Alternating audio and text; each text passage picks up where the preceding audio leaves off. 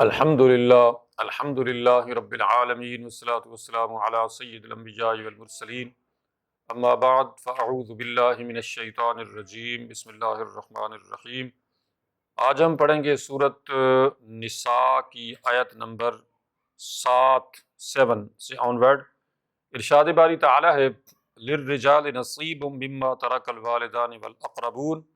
وَلِلنِّسَاءِ نَصِيبٌ مِّمَّا تَرَكَ الْوَالِدَانِ وَالْأَقْرَبُونَ مِمَّا قَلَّ مِنْهُ أَوْ كَثُرَ نَصِيبًا مَفْرُوضًا۔ بیان یہ شروع ہو رہا ہے کہ جب کوئی بندہ اس دنیا سے چلا جاتا ہے، وفات پا جاتا ہے، تو اس کا جو پیچھے ترکہ ہے، مال ہے، اس کو کس طریقے سے ڈیوائیڈ کیا جائے گا۔ قرآن مجید دنیا کی واحد مذہبی کتاب ہے، بائبل کے مقابلے میں بھی، حالانکہ بائبل یعنی تورات زبور انجیل بھی اللہ کی نازل کردہ کتابیں ہیں، ان میں بھی اتنی وضاحت کے ساتھ وراثت کا قانون نہیں ہے جس قدر قرآن مجید میں ہے۔ اور پھر سب سے بڑی حیران کن بات یہ ہے کہ قرآن کی صرف 4 آیات میں، مختصر یعنی آیات، ایک چھوٹا سا رکوع سورۃ نساء کا، جس کے اندر اللہ رب العزت نے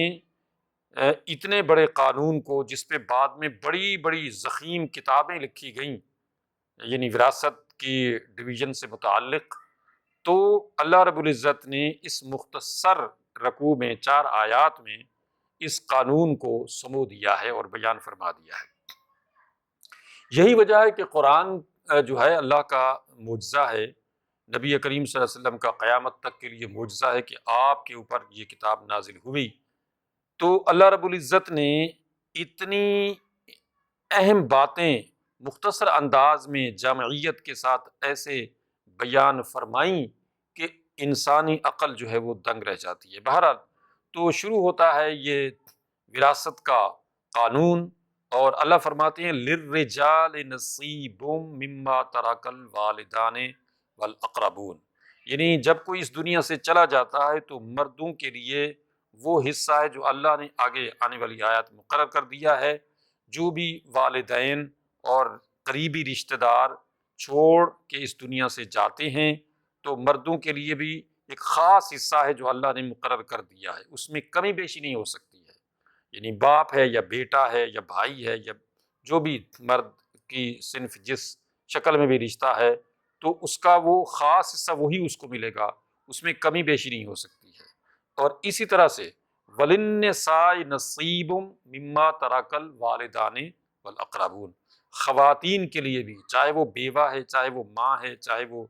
بیوی ہے، چاہے وہ بیٹی ہے، چاہے وہ بہن ہے، ان تمام تر رشتوں کی شکل میں ان خواتین کے لیے بھی وہی حصہ ہے جو اللہ نے مقرر کر دیا ہے۔ جو بھی والدین چھوڑ مریں یا قریبی رشتہ دار چھوڑ کے اس دنیا سے جائیں گے، مما قل منہ او کثر، یعنی یہ ترکہ جو ہے چاہے تھوڑا ہو یا زیادہ ہو، یہ نہیں دیکھنا کہ چلو تھوڑا سا ہے۔ جیسے کہ آج کل بہت سارے ایسے بھائی جو ہیں وہ اپنی بہنوں کو اس لیے بھی حصہ نہیں دیتے کہ تھوڑا سا تو ہے، یہ چھوٹا سا گھر ہے، اس میں سے اب تم نے کیا لینا ہے۔ ایک بھائی ہے اور 6 7 8 10 بہنیں ہوتی ہیں، وہ ایک بھائی صاحب اس پورے گھر پہ قابض ہو جاتا ہے اور یہ کہتا ہے کہ جناب چھوٹا سا گھر ہے تو آپ جو ہیں بہنیں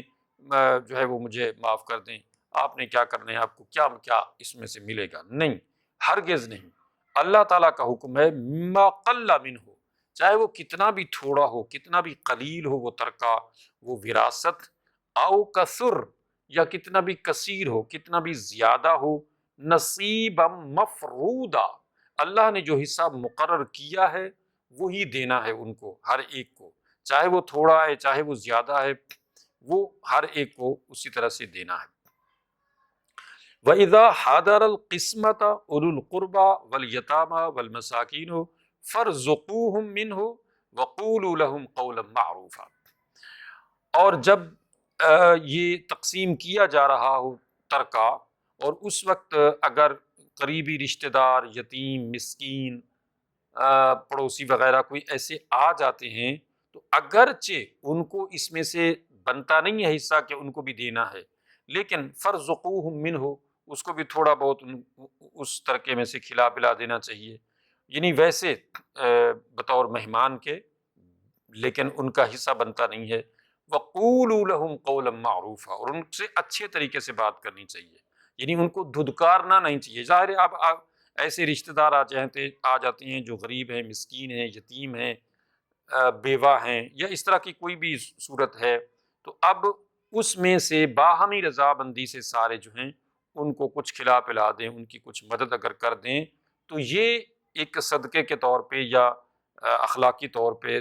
یعنی ہوگا، لیکن بہرحال ان کا وہ حصہ نہیں ہوگا اس ترکے میں سے، حصہ صرف انہی کو ملے گا اس ترکے میں سے جن کا حصہ اللہ نے مقرر کر دیا ہے۔ وَلْيَخْشَ الَّذِينَ لَوْ تَرَكُوا مِنْ خَلْفِهِمْ ذُرِّيَّةً ضِعَافًا فَخَافُوا عَلَيْهِمْ فَلْيَتَّقُوا اللَّهَ وَلْيَقُولُوا قَوْلًا سَدِيدًا، اور جو لوگ اب پیچھے موجود ہیں وہ اس بات سے ڈریں، خوف کھائیں کہ اگر وہ وفات پا جاتے اور ان کے پیچھے ان کی کمزور اولاد ہوتی، یتیم بچے ہوتے، تو ان کا کیا بنتا؟ یعنی اب یہ لوگ جو ایک طرح سے گارڈین بنے ہوئے ہیں یتیموں کے، لاوارثوں کے، اب ان کو بالکل یہ سوچتے ہوئے اس ترکے کی حفاظت کرنی چاہیے اور اس کو تقسیم کرنا چاہیے، یا اس کی جو ہے سرپرستی کرنی چاہیے اس ترکے کی، ان یتیموں کی، کہ جیسے وہ خود مر گئے ہوں۔ لو ترکوا من خلفہم، گویا وہ خود مر گئے ہیں اور ان کے پیچھے یہ بچے ان کے اپنے ہیں۔ اس طرح سے یعنی ان بچوں کی، ان یتیموں کی یہ نگہداشت کریں، ان کے مال کی نگہداشت کریں کہ گویا وہ خود مر گئے۔ کتنا زبردست انداز ہے، ظاہر اللہ کا کلام ہے، تو اس سے بڑا اور بہتر کلام کیا ہو سکتا ہے کہ اللہ رب العزت فرماتے ہیں کہ میں نے اگر ان کو موت دے دی ہے اور ان بچوں کو یتیم کر دیا ہے تو بس اب تم نے یہ سمجھنا، تمہیں میں نے چھوڑ دیا ہے اور تمہیں میں نے یعنی تمہارے بچوں کو یتیم نہیں کیا ہے اور تمہیں موت نہیں دی ہے، تو تم نے اب ایسے ہی یہ کام کرنا ہے۔ یعنی اس طریقے سے تم نے اللہ کا یعنی ایک طرح سے شکر بھی ادا کرنا ہے کہ اللہ نے ابھی تمہیں زندہ رکھا ہوا ہے اور تمہارے بچے یتیم نہیں ہوئے ہیں، تو اب کم از کم ان یتیم بچوں کو اپنے بچے سمجھتے ہوئے ان کی نگہداشت کرنی ہے، ان کے مال کی بالکل اسی طرح سے نگہداشت کرنی ہے جس تم اپنے مال کی نگہداشت کرتے ہو۔ یہ نہ ہو کہ تم یہ سوچو کہ جناب ان کے بال کو ہڑپ کر جاؤ، ان کو کوئی نقصان پہنچاؤ، ان کو دھدکارو، یا ان کے ساتھ کوئی ظلم زیادتی کسی طرح کی بھی کرو، تو یاد رکھو کہ اللہ قادر و قدیر ہے، اس نے اگر تمہیں چھوڑ دیا ہے، تمہارے بچوں کو یتیم نہیں کیا ہے، تو تمہیں ڈرنا چاہیے۔ وَلْيَخْشَ الَّذِينَ، تمہیں خوف کھانا چاہیے اس بات سے کہ اگر تم نے ان کے ساتھ کوئی بھی ظلم زیادتی والا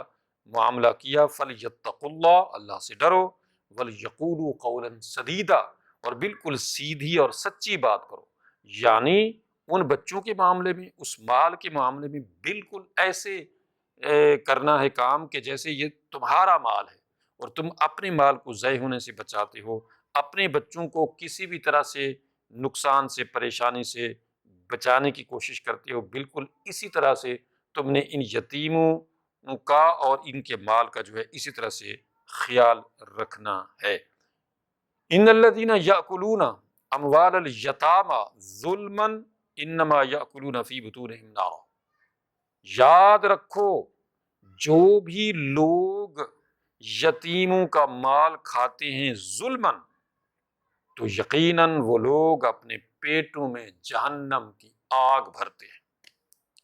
یعنی یہ مت سمجھو کہ اب تمہیں کوئی پوچھنے والا نہیں ہے، جیسے چاہو جناب ہڑپ کر جاؤ،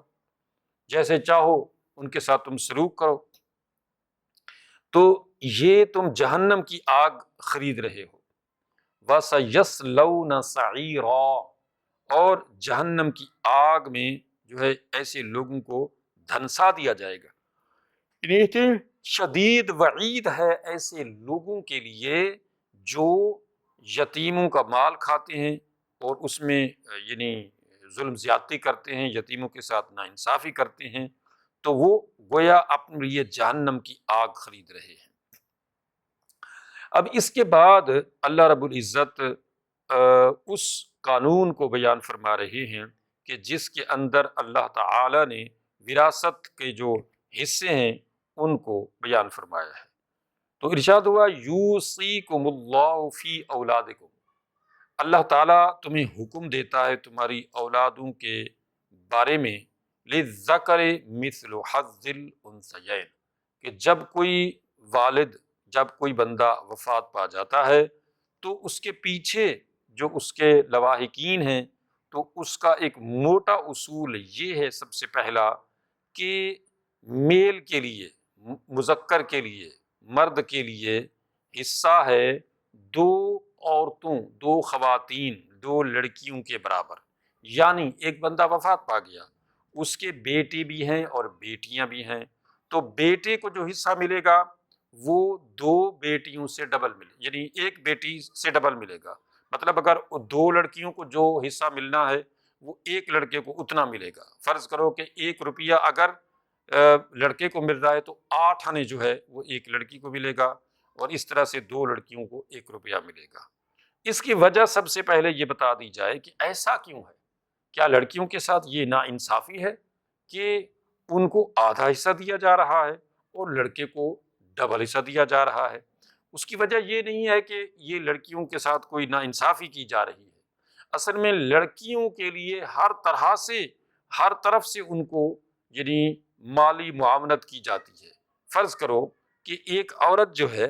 وہ ماں ہے، وہ بہن ہے، وہ بیٹی ہے، وہ بیوی ہے، وہ جس شکل میں بھی ہے اس کے اوپر معاشی ذمہ داری نہیں ہے۔ باپ کی ذمہ داری ہے کہ وہ بیٹیوں کو یعنی مالی طور پہ ان کو تمام تر سہولتیں دے گا۔ خامد کی ذمہ داری ہے، جب وہ خامد کے گھر میں جائے گی، شادی اس کی ہو جائے گی، باپ کے گھر سے جائے گی، تو خامد کی ذمہ داری ہے کہ وہ اس کی تمام تر معاشی مالی ذمہ داریاں پوری کرے گا۔ وہ اکیلی ہے، اس کے 10 بچے ہیں، اس کے 5 بچے ہیں، وہ کچھ بھی ہے، اس کا تمام تر، اس کے بچوں کا، اس کے نان نفقہ، رہن سہن، کھانا پینا، بود و باش، سب کچھ مرد کے ذمے ہے۔ یعنی مرد باپ ہے، مرد بھائی ہے، مرد خاوند ہے،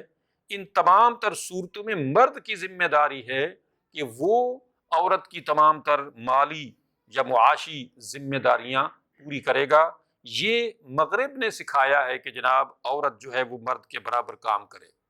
یہ ضرور ہے کہ عورت جو ہے وہ اخلاقی طور پہ گھروں میں کام کرتی ہے، اور صحابہ کرام کی خواتین بھی کام کرتی تھیں۔ حضرت اسما بنت ابی بکر جو حضرت زبیر کی بیوی تھیں، وہ کہتی ہیں کہ میں کام کرتی تھی، کھیتوں میں جاتی تھی، گھوڑا تھا، اونٹ تھا، ان کا چارہ، ان کو کھلانا پلانا باندھنا، یہ وہ میری ذمہ داری ہوتی تھی۔ اور عموماً جو ہے زبیر جو ہیں وہ جہاد پہ رہتے تھے یا ادھر باہر جاتے تھے کام کاج کے لیے، اور کئی کئی دن جو ہے وہ غائب ہوتے تھے کام کاج کی وجہ، یہ نہیں کہ وہ کوئی نعوذ باللہ غلط، بہت بڑے صحابی ہیں حضرت زبیر۔ تو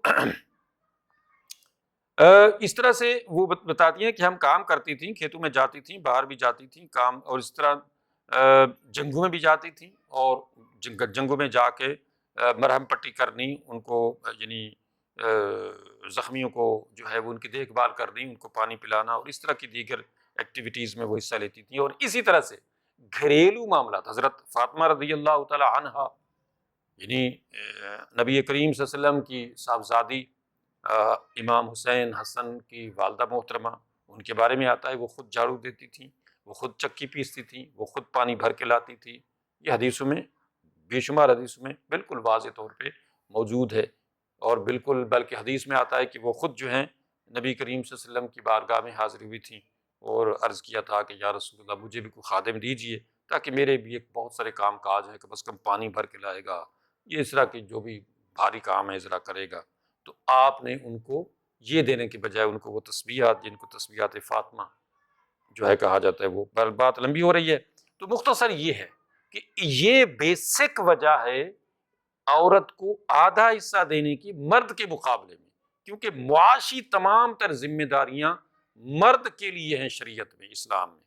عورت کی ذمہ داری نہیں ہے۔ وہ آج کے دور میں جیسے اس کی ضرورت ہے عورت کی، وہ نرس ہو، وہ ڈاکٹر ہو، وہ ٹیچر ہو، وہ بہت سارے ہمارے جو جتنے بھی ضروریات ہیں زندگی کی، ان میں عورتوں کی ضرورت ہے، اور ان کو پڑھنا چاہیے، ان کو کام بھی کرنا چاہیے۔ ظاہر ہے عورتیں اگر نرس نہیں ہوں گی تو عورتوں کی نرسنگ کون کرے گا، عورتیں ڈاکٹر نہیں ہوں گی تو عورتوں کا ٹھیک طرح سے علاج نہیں ہو پائے گا۔ بے شمار عورتوں کی بیماریاں کی یہ وہ مسائل جتنے بھی ہیں اس میں عورت کی میڈیکلی تعلیم بہت ضروری ہے، اس کے ڈاکٹر ہونا، اس کا نرس ہونا بہت ضروری ہے، اسی طرح سے ٹیچنگ کے شعبہ ہے اور باقی تمام تر معاملات جو ہیں ان کے اندر۔ لیکن خامند صاحب یہ نہیں کہہ سکتا کہ جناب چونکہ تم کماتی ہو تو تم بچوں پہ لگاؤ، تم جو ہے یہ نہیں۔ آج بھی جو خواتین بڑے بڑے عہدوں پر بھی ہیں تو ہم نے دیکھا ہے کہ وہ خامند کو کہتی ہیں کہ یہ آپ کی ذمہ داری ہے، اور وہ جتنی بھی ان کی انکم ہوتی ہے وہ اپنے نام رکھتی ہیں، گھر ہے، پلاٹ ہے، گاڑی ہے، وہ اپنے نام کراتی ہیں اور اپنا، حالانکہ وہ بھی ان کے بچوں کا ہی ہوتا ہے، لیکن بہرحال یہ بہتر ہے کہ اسی طرح سے وہ معاشی طور پہ اپنے آپ کو مضبوط کر سکیں، جو بھی حدود و قیود شرع کو فالو کرتے ہوئے۔ تو بیسک وجہ کیا ہے وہ بتائی ہے میں نے، اس لیے یہ ضروری تھی وضاحت۔ فَإِن كُنَّ نِسَاءً فَوْقَ اثْنَتَيْنِ فَلَهُنَّ ثُلُثَ مَا تَرَكَ۔ پھر اگر خواتین دو سے زائد ہیں تو ان میں سے ہر ایک کے لیے تیسرا حصہ ہے اس ترکے کا۔ وَإِن كَانَتْ وَاحِدَةً، لیکن اگر ایک ہی بیٹی ہے فَلَهَا النِّصْفُ، تو اس کو آدھا ملے گا۔ ظاہر ہے جب لڑکے کا پورا ہے تو لڑکی کا آدھا حصہ ہوتا ہے۔ وَلِأَبَوَيْهِ لِكُلِّ وَاحِدٍ مِّنْهُمَا السُّدُسُ، اور ان کے والدین میں سے ہر ایک کے لیے چھٹا حصہ ہے، مما تراکا، جو اس نے چھوڑا، یعنی مرنے والے نے، وفات پانے والے نے، ان کان لہو ولد، اگر اس مرنے والے کی اولاد بھی ہو، یعنی یہ صورت ہوگی کہ وَلِأَبَوَيْهِ لِكُلِّ وَاحِدٍ مِّنْهُمَا السُّدُسُ مِمَّا تَرَكَ إِن كَانَ لَهُ وَلَد، کہ مرنے والا صاحب اولاد ہے تو اس کے والدین میں سے ہر ایک کو جو ہے وہ چھٹا حصہ ملے گا۔ فَإِن لَّمْ يَكُن لَّهُ وَلَد، پھر اگر اس مرنے والے کی اولاد نہیں ہے، وہ لا ولد ہے، تو وَوَرِثَهُ أَبَوَاهُ، تو اس کے والدین جو ہیں وہ، یعنی اس کا والد جو ہے اس کا وارث ہوگا، فَلِأُمِّهِ الثُّلُثُ، اور اس کی جو والدہ ہے اس کو تیسرا حصہ ملے گا۔ فَإِن كَانَ لَهُ إِخْوَةٌ فَلِأُمِّهِ السُّدُسُ، پھر اگر اس کے بہن بھائی بھی ہوں تو اس کی جو ماں ہے اس کو چھٹا حصہ ملے گا۔ مِن بَعْدِ وَصِيَّةٍ يُوصِي بِهَا أَوْ دَيْنٍ، یہ سارا ترکہ تقسیم اس وقت کیا جائے گا کہ جو اس نے وصیت کی ہو یا اس کے ذمے کوئی قرضہ ہو۔ یہ بڑی اہم بات ہے، شریعت میں، قرآن میں بار بار یہ چیز آئی ہے کہ ترکے کی تقسیم اس کے بعد کی جائے گی کہ اس بندے نے کوئی وصیت اگر کی ہے کہ اس نے کہا جی میرے ترکے کا تیسرا حصہ مسجد میں دے دیا جائے، مدرسے میں دے دیا جائے، ہسپتال بنا دیا جائے، فلاں کو دے دیا، تو تیسرے حصے تک جو ہے وہ وصیت کر سکتا ہے۔ تو ایک تو یہ ہو گئی، دوسرا یہ ہے کہ اس کے ذمہ اگر قرض ہے، اگر اس نے کوئی قرض لیا تھا تو سب سے پہلے یہ قرض اتارا جائے گا اور پھر اس کی وصیت جو ہے وہ پوری کی جائے گی، اس کے بعد جو بھی کچھ بچتا ہے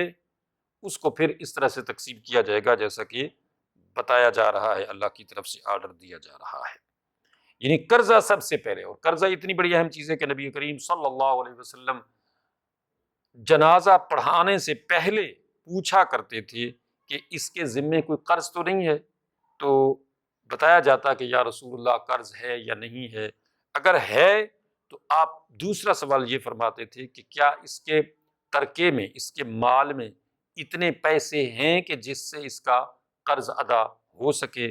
تو بتایا جاتا کہ اتنے پیسے ہیں یا اتنے پیسے ہیں یا نہیں ہیں۔ اگر ہیں تو حکم ہوتا کہ ٹھیک ہے، اس کے یعنی ترکے میں سے جو ہے سب سے پہلے اس کا قرض اتارنا ہے۔ لیکن اگر یہ بتایا جاتا جیسا کہ ایک صحابی کے بارے میں بتایا گیا کہ یا رسول اللہ اس کے اوپر اتنا قرض ہے لیکن پیچھے اس کا مال اتنا نہیں ہے کہ جس سے اس کا قرض ادا کیا جا سکے،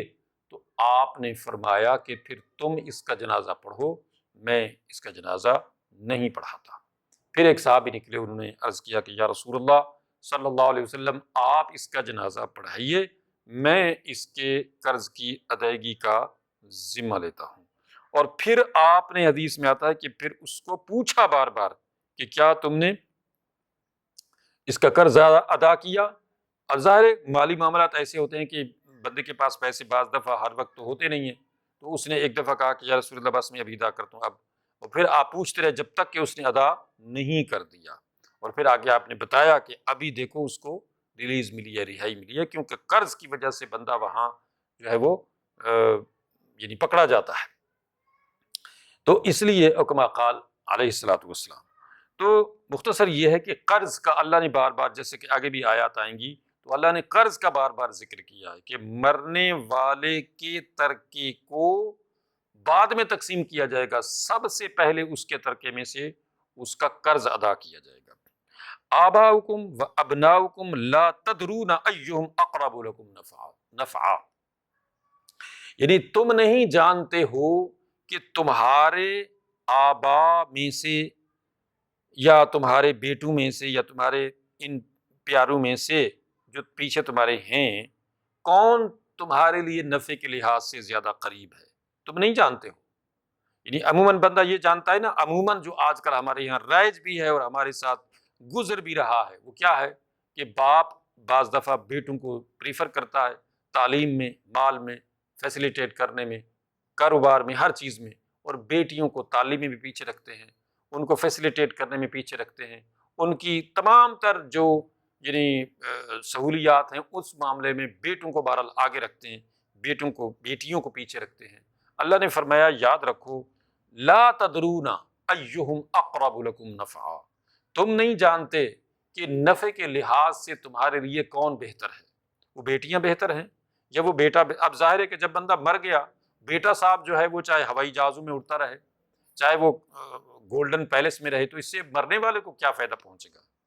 مرنے والے کو تو فائدہ یہ پہنچے گا کہ اللہ کے حبیب صلی اللہ علیہ وسلم کی حدیث ہے کہ بعض دفعہ جنت میں بندے کا درجہ بڑھایا جاتا ہے، وہ پوچھتا ہے کہ یا اللہ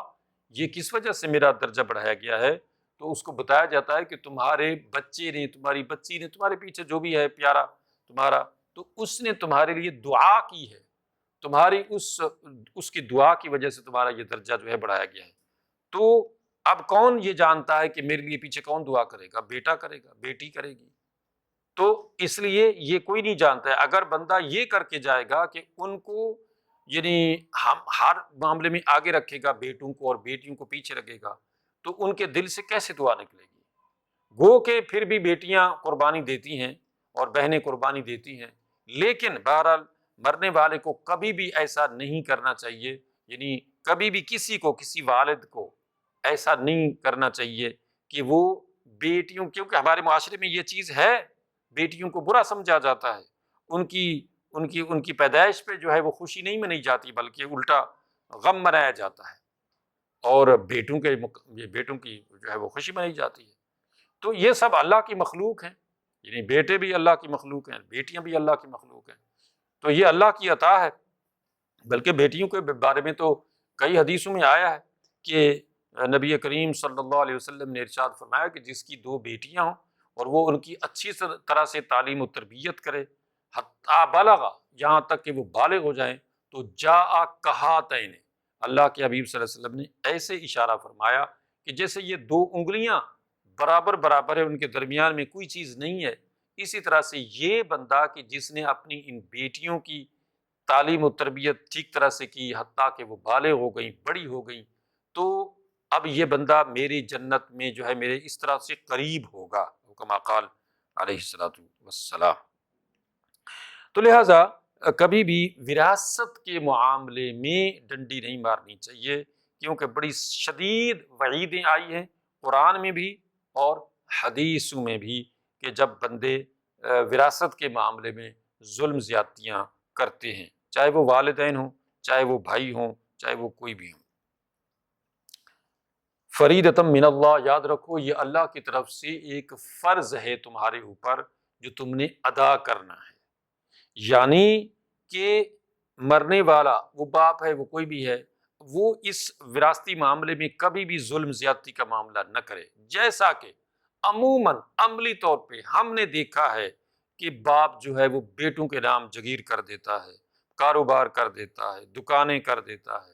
اور بیٹیوں کو اس سے محروم رکھتا ہے، یا یکسر بالکل محروم کر دیتا ہے، یا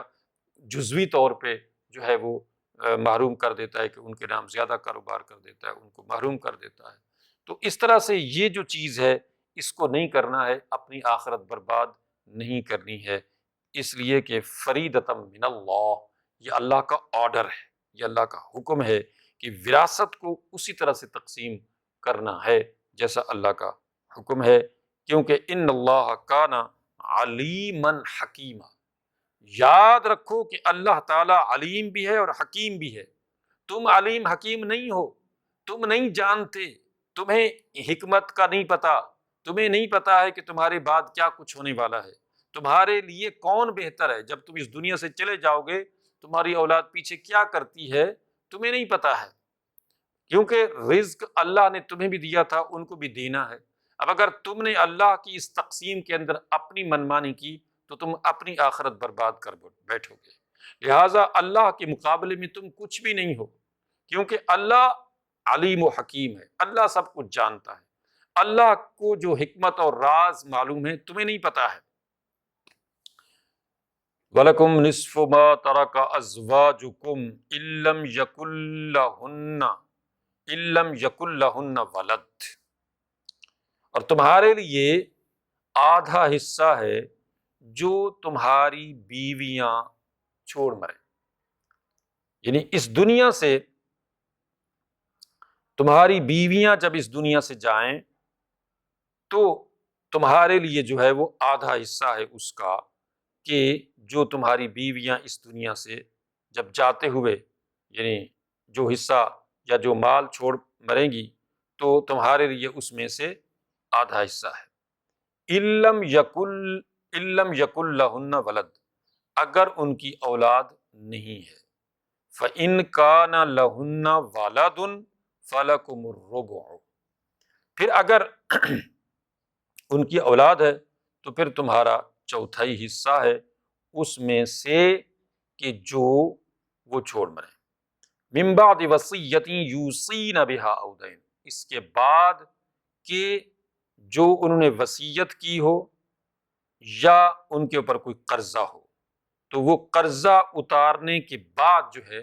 یہ، یعنی اس کا ترکہ جو ہے وہ تقسیم کیا جائے گا۔ تو مختصر یہ ہے کہ مالی معاملات جتنے بھی ہیں شریعت اسلامی کے اندر بندے کو اپنے اس مال میں، اپنے بچوں میں خصوصاً، کیونکہ زیادہ جو مسئلہ پیش آتا ہے وہ وہاں آتا ہے جب بندہ اپنے پیچھے لڑکیاں بیٹیاں بیٹے چھوڑتا ہے تو ان کے ساتھ وہ جو برتاؤ کرتا ہے پھر اس کے بیٹے بھی اسی طرح سے اپنی بہنوں کے ساتھ کرتے ہیں، یعنی وہ پریفر کرتا ہے اپنے بیٹوں کو، پھر بیٹے صاحب جو ہیں وہ بھی اپنی بہنوں کو اس طرح سے حصہ بھی نہیں دیتے ہیں، اور ان کو گھر سے بالکل ایسے بے دخل کر دیتے ہیں کہ عموماً تو گھروں میں حصہ ہی نہیں دیا جاتا، کہ گھروں میں سے کون حصہ لیتا ہے جی، اور اسی طرح سے باقی جائیداد ہے، اسی طرح سے باقی معاملات ہیں۔ تو مختصر یہ ہے کہ مرنے والا کبھی بھی، باپ خصوصاً جو ہے وہ کبھی بھی اپنے بچوں میں یہ ڈویژن نہ کرے، یہ یعنی سوچ نہ پیدا ہونے دے کہ یہ لڑکیاں ہیں تو ان کا حصہ کم ہے یا ان کی حیثیت کم ہے اور ان کو جو ہے کم فیسلیٹیٹ کرنا ہے، ان کو مطلب اس طرح سے نہیں فیسلیٹیٹ کرنا جیسے بیٹوں کے لیے، تو یہ کرے گا تو اپنی آخرت برباد کرے گا۔ لہٰذا شریعت کا حکم جس طرح سے اس معاملے میں ہے اسی طرح سے اس کو لاگو کرنا ہے، اور انشاءاللہ ہم اگلے درس میں اس چیز کو مزید جو ہے واضح کریں گے۔ ابھی آگے آیات اسی طرح کی ہیں، اس یعنی رکوع کا تھوڑا سا سامنے پڑا جس کے اندر وراثت کا قانون بیان ہوا ہے، اور اس کو مزید انشاءاللہ آگے جو آیات ہیں ان کو ہم پڑھیں گے اگلے درس میں۔ اللہ تعالیٰ سمجھنے عمل کرنے کی توفیق عطا فرمائے۔ وآخر دعوانا ان الحمد للہ رب العالمین۔